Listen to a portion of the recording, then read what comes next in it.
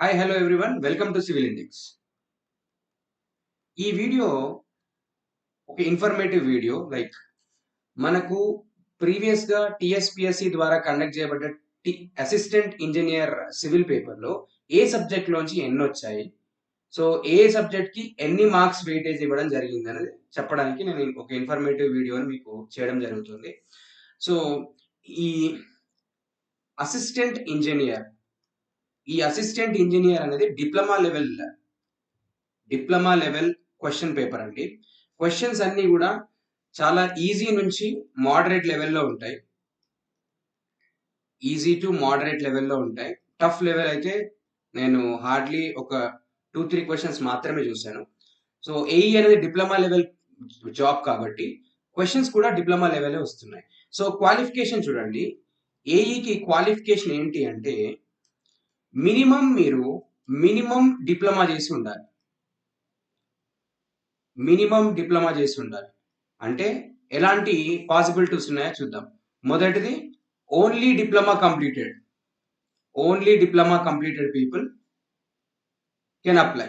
ఎవరైతే నోటిఫికేషన్ వచ్చేసరికి diploma complete చేసుకొని రిజల్ట్ కూడా వచ్చేసి ఉంటుందో వాళ్ళు ఈ డిప్లొమా జాబ్స్‌కి అప్లై చేయొచ్చు. రెండవది diploma with BTech. BTech continuation అయ్యుండొచ్చు, కంప్లీటెడ్ అయ్యుండొచ్చు. ఓకే. సో, ఈ కాంబినేషన్ వాళ్ళు కూడా అప్లై చేయొచ్చు. Next third only BTech complete. Only BTech. అంటే వీళ్ళు త్రూ ఇంటర్ డైరెక్ట్‌గా ఎంసెట్, ఎంసెట్ ఓరియెంటెడ్‌గా బీటెక్ కంప్లీట్ చేసిన వాళ్ళుంటారు గదా! వాళ్ళు కూడా అప్లై చేయొచ్చు. అంటే మన టీఎస్‌పీఎస్‌సీ ద్వారా ఆర్ ఎనీ అదర్ బోర్డ్ ద్వారా రాబోయే అసిస్టెంట్ ఇంజినియర్‌కి సంబంధించిన ఈ పేపర్‌కి డిప్లొమా నుంచి degree and post graduation and research scholars కూడా అప్లై చేసుకునే ఛాన్స్ ఉంది. అంటే అసిస్టెంట్ ఇంజినియర్‌కి ప్రతి ఒక్కరు ఎలిజిబులే. మినిమమ్ డిప్లొమా కంప్లీట్ చేసుకున్న ప్రతి ఒక్కరు కూడా ఎలిజిబులే. ఓకే. రైట్. సో, మై ఛ this channel is civil index. మీరు ఛానల్ కొత్తగా వస్తే సబ్స్క్రైబ్ చేయండి. అండ్ ఛానల్‌తో టచ్‌లో ఉండండి. Ah, we will update always.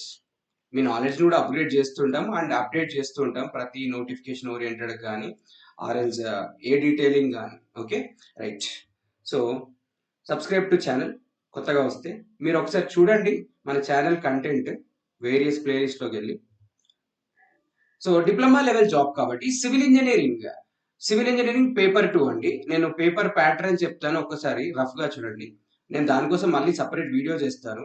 Like paper 1లో general studies ఉంటుంది. General studies. Okay. So, questions, minutes, marks ఇక్కడ రాస్తాను. ఓకే. 150 క్వెషన్స్ ఉంటాయి. 150 minutes, 150 marks. Next paper 2. Paper 2 అనేది మనకు సివిల్ ఇంజినీరింగ్ ఉంటుంది. ఆర్ మెకానికల్ ఇంజినీరింగ్ ఉంటుంది. రెస్పెక్టివ్ ఇంజినీరింగ్ మీరు ఏ డిగ్రీలో ఉంటే ఆ డిగ్రీ రిలేటెడ్ ఇంజినీరింగ్ అక్కడ ఉంటుంది. ఇందులో కూడా 150 క్వెషన్‌లుంటాయి. 150 నిమిషాలుంటాయి. 150 మార్కులుంటాయి. మొత్తం మీరు ఓవరాల్‌గా 300 మార్క్స్‌కి రాస్తారు. Okay. 300 questions. Each question 1 mark. Each question 1 mark. Okay. Right. So, paper 1 మీరు మార్నింగ్ సెషన్‌లో రాస్తారు. పేపర్ 2ని మీరు ఆఫ్టర్‌నూన్ సెషన్‌లో రాస్తారు. ఆఫ్టర్‌నూన్ సెషన్‌లో రాస్తారు. With lunch break. Okay. Right.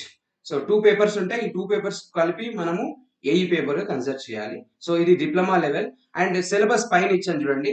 So, as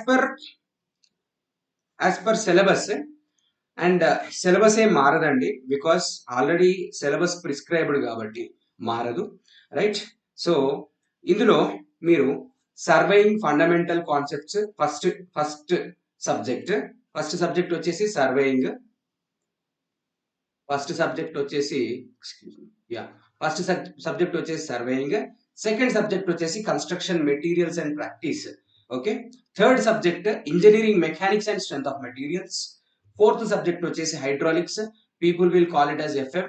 and this FM includes ఈ హైడ్రాలిక్స్ లో ఎవరెవరు ఉంటారంటే ఫ్లూయిడ్ మెకానిక్స్ ఇనిషియల్ చాప్టర్స్ అంటే properties etcetera statistics, kinematics, dynamics అన్ని ఉంటాయి. దాంతో పాటు మిషనరీ పార్ట్ ఉంటుంది అండ్ ఓపెన్ ఛానల్ ఫ్లో కూడా ఉంటుంది. సో యాక్చువల్గా చెప్పాలి అంటే ఇక్కడ కంప్లీట్ సిలబస్ ఫ్లూయిడ్ మెకానిక్స్ యొక్క కంప్లీట్ సిలబస్ అనేది ఇవ్వడం జరిగింది హైడ్రాలిక్స్.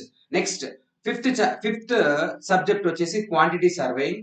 సో క్వాంటిటీ సర్వేయింగ్ అంటే estimation costing and as estimation costing కి రిలేటెడ్ టాపిక్స్ అన్ని ఇక్కడ చెప్పబడతాయి. Okay, next question subject number 6 ఇది డిజైన్ సబ్జెక్ట్స్ అండి. ఒకటి ఆర్సీసీ సబ్జెక్ట్, స్టీల్ స్ట్రక్చర్స్, ఈ రెండింటిని కలిపి మనం డిజైన్ సబ్జెక్ట్స్ అంటాం, రైట్. నెక్స్ట్ 7th సబ్జెక్ట్ వచ్చేసి ఇరిగేషన్. ఈ ఇరిగేషన్ లో హైడ్రాలజీ కూడా ఇంక్లూడ్ అయి ఉంటుంది. యాక్చువల్ గా ఇది డిప్లొమా బేస్డ్ జాబ్. డిప్లొమా లెవెల్లో టిఎస్ లో డిప్లొమాలో ఇరిగేషన్ సబ్జెక్ట్ ఉంది. ఈ ఇరిగేషన్ లో వన్ ఆఫ్ ద చాప్టర్ గా హైడ్రాలజీ కవర్ అవుతుంది. ఎవరైతే డిప్లొమా ఫినిష్ చేసుకున్నారో వాళ్ళకి తెలుస్తుంది, డిప్లొమా ద్వారా బీటెక్ లోకి ఎంటర్ అయ్యారో వాళ్ళకి తెలుస్తుంది. ఇరిగేషన్ అనే సబ్జెక్ట్ లో హైడ్రాలజీ ఒక చాప్టర్ మాత్రమే డిప్లొమా వాళ్ళకి. అందుకే హైడ్రాలజీ ఈ ఇరిగేషన్ లోనే మనకు చూడండి rainfall in it's measurement, factors affecting run of, methods of computing maximum flood discharge, ఇవన్నీ ఇంక్లూడ్ చేయబడ్డాయి. Okay, right. So 7th subject వచ్చేసి ఇరిగేషన్. 8th సబ్జెక్ట్ వచ్చేసి ఎన్వైరన్మెంటల్ ఇంజనీరింగ్. సో మళ్ళీ ఎన్వైరన్మెంటల్ ఇంజనీరింగ్ 2 పార్ట్స్ గా డివైడ్ చేస్తారు, water supply engineering and waste water engineering. So ఈ రెండు కలిపి మనం ఎన్వైరన్మెంటల్ ఇంజనీరింగ్ అన్నాం. So environmental engineering 8th subject గా పెట్టారు. 9th సబ్జెక్ట్ వచ్చేసి transportation and basics of soil mechanics. So ఇందులో 9th సబ్జెక్ట్ గా 2 సబ్జెక్ట్స్ ఉన్నాయి. యాక్చువల్ గా బేసిక్స్ ఆఫ్ సాయిల్ మెకానిక్స్ అంటే GTE 1 మీకు 3rd ఇయర్ ఫస్ట్ సెమిస్టర్ లో వస్తుంది. మోస్ట్ ఆఫ్ ద పీపుల్ కి బీటెక్ లో 3rd ఇయర్ ఫస్ట్ సెమిస్టర్ లో వస్తుంది.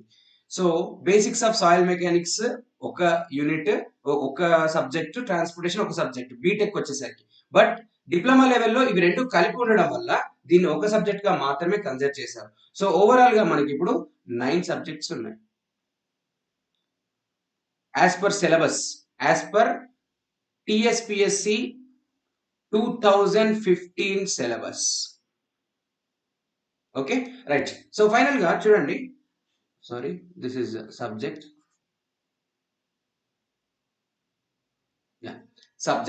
So subject marks given in 2015. ఇప్పటి వరకు ఏఈస్ ఎన్నిసార్లు రిక్రూట్మెంట్ జరిగిందంటే ఎక్స్క్లూజివ్లీ 2015 లో మాత్రమే జరిగింది.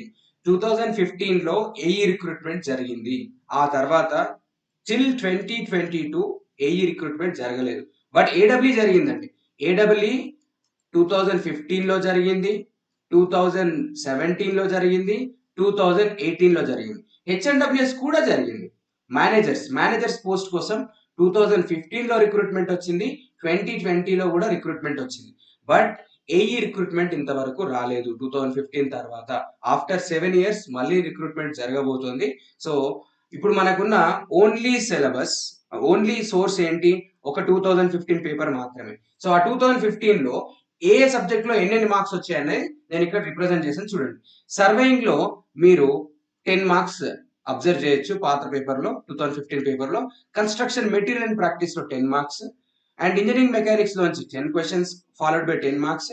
ప్రతి క్వశ్చన్ 10 మార్క్స్, ప్రతి క్వశ్చన్ కూడా 1 మార్క్ క్యారీ చేస్తుంది. సో స్ట్రెంత్ ఆఫ్ మెటీరియల్స్ కూడా 15 questions ఆర్ 15 మార్క్స్. హైడ్రాలిక్స్ లోంచి 20 questions వచ్చాయి. క్వాంటిటీ సర్వేయింగ్ లోంచి 10 మార్క్స్ వచ్చాయి. ఆర్సీసీ అండ్ స్టీల్ కలిపి 15 మార్క్స్ వచ్చాయి. యాక్చువల్లీ ఇక్కడ 13+2, ఆర్సీసీలో 13 వచ్చాయి, స్టీల్లో 2 మార్క్స్ మాత్రమే వచ్చాయి. Okay, irrigation which included the hydrology part given 20 marks weightage. Next transportation లో మనకు 10 questions అపియర్ అవడం జరిగింది. Next basics of soil mechanics నుంచి కూడా మనకు 10 questions, ఎన్వైరన్మెంట్ లో నుంచి కూడా మనకు 10 questions రావడం జరిగింది.